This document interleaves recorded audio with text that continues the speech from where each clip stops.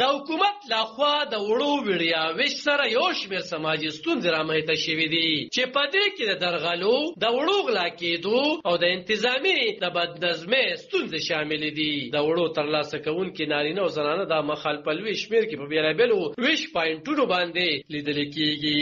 دې کې راغلي زنانه وایي چې په کور کې د وړو کمی راغلي دي او سروخلي بروخلي په یو ځای او بل ځای کې ګرځي، خو څوک ورته پیغورونه کوي او څوک ورته دیکې ورکوي. موږ لکه اته بجې بس لکه هغه ځای نه را شروع شوي چې سړو ځای نه هم تپوس کوه، دې ځای نه هم تپوس کوه، هلته کې ودرېږه هلته کې ودرېږه، یو ځای خو هم نه دی. راجله کې لینډ کې ودرېږو واپسې کې بیا لینډ خراب کړي، کور کې وړه نشته دی، خلک سوداګانې روجې ته چې زموږ هېڅ هم نشته دی. نو دا درې توړې د خیر دا خو ورکوي که نه، را تر دې پورې وایي تاسو شرم نشته او ستاسو حیا نشته دی او خو دې ته وګورئ دا ځای پرېږده وویځئ. نو هم بس له راځم خو دې له راځو خو لکه د مجبورۍ نه راوتي مجبوریم ته. آفتاب نوم مې دی او د اسلام ډیری نه راغلی یم او دلته چې کم دی یو شپه ما دلته کې هم کو بیا مې وړه ماته میلیون شو، نن بیا راغلی یم. دا دی نن دغه حال دی، بیا راته وړه نه دي میلیون. درېیمه څلورمه وړه دی چې همدې وړو پسې ذلیله یو، چېرته موږ ته په سړیتوب خپل نمبر کې هم ولاړو، هغې نه هم بې نمبري شي. شپه هم لاړه ورځ هم لاړه بیا هغه بله ورځ هم لاړه، نو زموږ کم حاله دی کله هم هغه سر ته کله دی سر.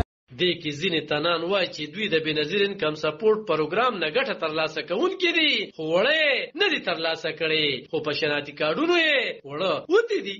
برز مومندی ګنسه یم تحصیل لګړو هواره ګوربز زما وړو چې وختلی دي نن اوم ورځ ده زرالم په اوم ورځ پس بیا داري ویللی چې ستا وړو چې وختلی دي په دغه ځای کې ما بیا چک کړلو چې چک مې کړلو اوس راته څوک وایي ډي سي دفتر له لاړ شه، څوک راته وایي دلته لاړ شه، ما ته پته نه لګېږي چې زه هلته لاړ شم که دلته لاړ شم. زما د وړو معلومات راله وکړئ ای حکومته. هلته مطرې ته لاړو په دغه رنګ روبند کړې په سړک ناستو، هغې ویل راځي او نه راځي، راځي او نه راځي، راځي او نه راځي. په دې کې دوه ګاډي پولیس والا رالو، مطرې تاڼه سره هغې سره دوه ګاډي پولیس راغله. بس هغې ښځو ورته شکایت وکړو، هغې ورته چې تاسو دا غریبانان خلک په سړکونو کې نولي دي وړه وله نه ورکوي، هغه ګاډي کې واچولو بویتلو. بس مونږ کور ته رالو، اوس زاره وړه م راکړل شه چې والله د تر پروژه خورم چې په ګوتو کې دونه وړه پراته دي د سلو مره وړي چې اوس هم په ایمان چې پراته دي چې په ایمان ده چې څوک راته رزم چې ورته وښیم. کو یو خوا عام ولس د انتظامی ناقصه کارکردګي بلی، خو بل خوا عام ولس وایي چې د کمو تنانو نه په الغو تلغو کې کارډونه روک شوي وي او یا یې وړه ویستې شوي وي، نو باید چې په دې کې د تحقیقات وکړي شي. عالم خان شیرپو، دلبر نیوز 400. د حکومت